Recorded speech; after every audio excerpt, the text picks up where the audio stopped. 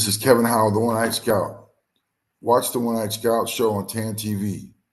Connect on all social media outlets, including Roku, Amazon Fire Stick. Wednesday nights at 7 p.m. Central Standard Time. We'll see you there. My name is Jerry Jackson, and you're watching TAN TV. Hey, everybody. Thanks for joining in. This is Kevin Howell, the One Eyed Scout, TAN TV. And we're fortunate to have Coach Wooten come on tonight and share us a little bit about the Baltimore County Community College Junior College program. Coach, you want to share a little bit about yourself? Sure, Kev. Thanks for having me on. I see you doing big things, man. With the program, so I'm excited for you on that, man. But thanks for the opportunity to have me on. Like Kev said, I'm Coach Wooten, originally from Saginaw, Michigan. I was in the Navy for 10 years. Played a little college basketball at Delta College. Had a back injury, and that kind of derailed my career. But from the Navy, I was brought to the East Coast, man, and once I separated from the Navy, I got out and started coaching AAU in the Georgia area. Coached AAU in the Maryland area, and then got into high school coaching in the Maryland area. Coached for 15, 16 years at the high school level, and then migrated to the college level about 2 years ago. So, was fortunate to get the job at Baltimore City Community College. And we're trying to build a powerhouse program over there. Yeah, man. Well, first off, thanks for your service. Saginaw, Michigan. Isn't that where Darvin Ham is from? Oh yeah, the big dog, the big dog, D Ham. I was able to when I was in junior college at Howard College in Big Spring, Texas. It's close to Lubbock, and so we would go hang out with Ham and Mark Davis and run pickups there. But that's old times. So let's talk about the here and now. Right. I know that you work with the Red Roos, Coach Mike and them, and that's kind of how I tracked you down, looking for Red Roos across the country. And you have two guys right now. Why don't you tell me about the relationship with Coach Mike, and then how you're getting these players? Shout out to Red Roos, man, and Coach Mike. Matter of fact, I have to give a shout out to my man Brad also. He's the guy that hooked me up with the Red Roos, man. So shout out to Brad. And through Brad, I developed a relationship with Coach Mike. Talk with Coach Mike a lot about their program and the guys that they got, that they have ready to come over immediately and play, man. And that's how I got connected with Quitch and Thomas. Those guys, man, they're electric. You know what I mean? Yeah. I mean, their energy, their basketball IQ, their work ethic. Those guys are diamonds in the rough, man, and I'm excited to have them. And as freshmen, man, both of them are going to play a lot as freshmen. You know what I mean? That's great. And it's high level basketball, at the D1 level, man, and those guys are ready to go already. So, I'm excited about the relationship that we're building with the Red Roos, man, and hopefully we can get a guy or two from them every year. You know what I mean? Just to keep the train rolling, man, because that program is taking off. And I'm just fortunate. Our program is fortunate to be on the tracks with them, man. That's awesome. I was doing a little research in preparing for this interview, and I know you play at the D1 level, but it looks like you're funded around the Division II type of level. What kind of does that hamper what you get to get done? How does it impact your program? Yeah, it does, man. It hampers it a lot. But the way that we recruit, the way that we coach, our coaching staff is second to none, especially with skill development.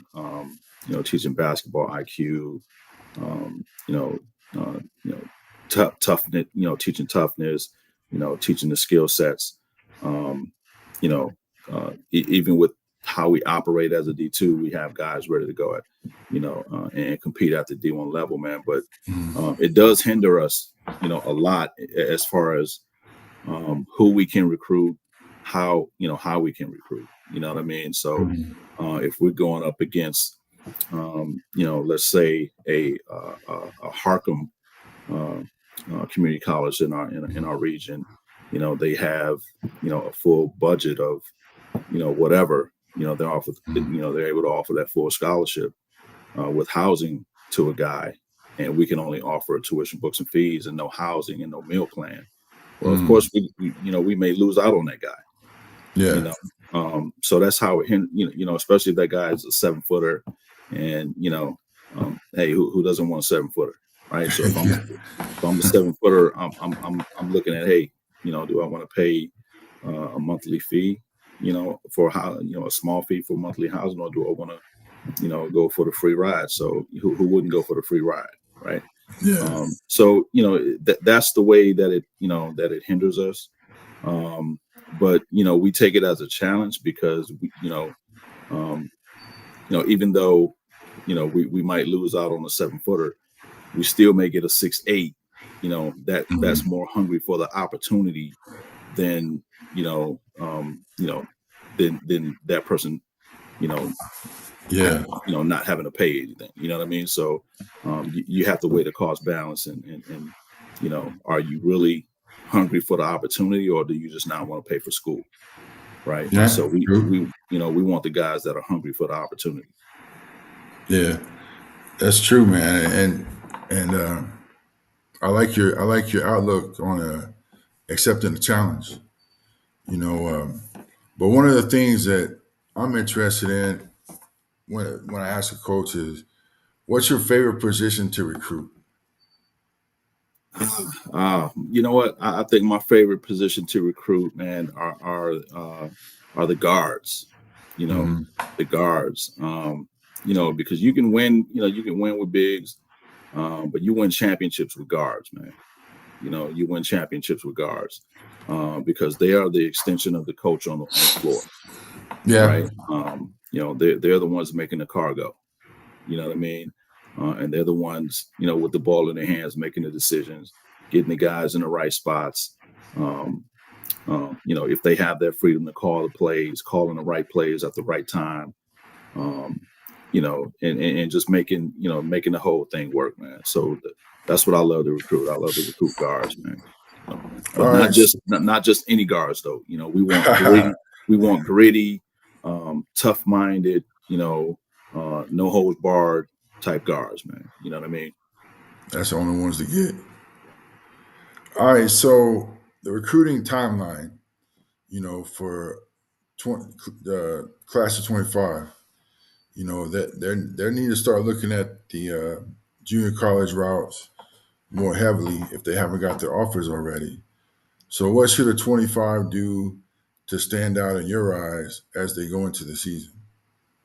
Um, what they should be doing right now, man, is if they're playing in any fall leagues, getting film from fall leagues, um, you know, a minute and a half, 2 minutes, 2.5 minutes worth of clips. You know, Shooting that over in the email. Um, that with your transcripts or whatnot, and just shooting the introductory email. Hey coach, my name is so and so. I'm 6 foot, 6 foot whatever. I play this position. Mm-hmm. Um, I'm looking to play at the next level. Can you watch my film? That's most of the time I'm reading, almost every email or every message that I receive. Because I don't want to miss out on anything. You know what I mean? Yeah. So I know some coaches will, probably filter that off to their assistant coaches or kind of overlook them. But I read every single message that I get. I do. Okay. So if guys are trying to get on my radar, you know, shoot that film, shoot the email, text, or whatever, and I'll definitely take a look at it. Very good. Very good. And how has the recruiting landscape changed from pre-COVID to post-COVID to now? A lot of older guys are graduating. Has it shifted any, or what are your philosophies on the recruit trail? It's definitely, it's definitely shifted. I mean, more so now than in the past because of the portal. Um, guys have guys have gotten extra years. Um, Hmm. guys are coming down from D1 and D2 and D3 to JUCO to try to get back up to D1 or whatnot. So and then you have guys that have taken uh, um, a couple years out of high school to go prep. Hmm. You got prep guys even trying to go JUCO now. Yeah, I've Just to noticed get that. on, yeah, just to get on the college scene, man. So it's definitely changed a lot, and teams are getting older. Teams are getting older, stronger, bigger, faster, and a lot of high school kids are even at the JUCO level are missing out because there's so many options out there as far as recruiting, even at the JUCO level. Hmm. Well, I want to point out something that you said uh, for my audience. You know, teams are getting older, but in reality, teams are getting stronger. So our guys got to be ready to come in, physically ready to play college ball. We're going to kind of close this thing up, and I always have a question that I ask at the end of every interview, and that is, what's your hobby outside of basketball? Oh man, my hobby outside of basketball, man, my family. Mm. My hobby outside of basketball is my family, man. Spending time with my wife, having fun with my two daughters. You know, they drive me crazy, but it's so fun.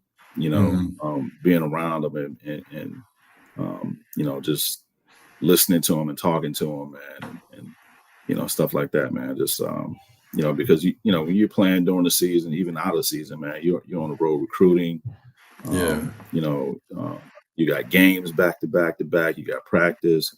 You got workouts. You miss your family, man. You miss your family and friends, man. You miss your kids, and so getting to spend that time with them is priceless.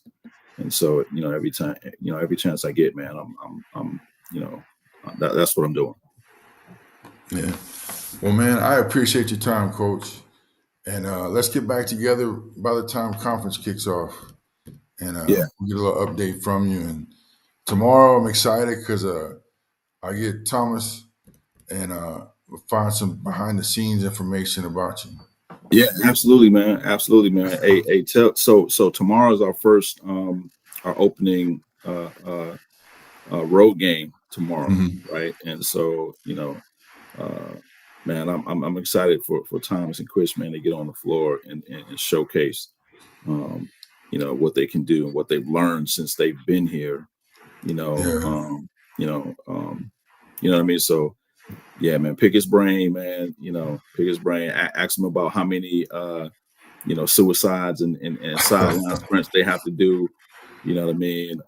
But yeah, man, I'm excited, man, and I can't wait to come back. That's awesome.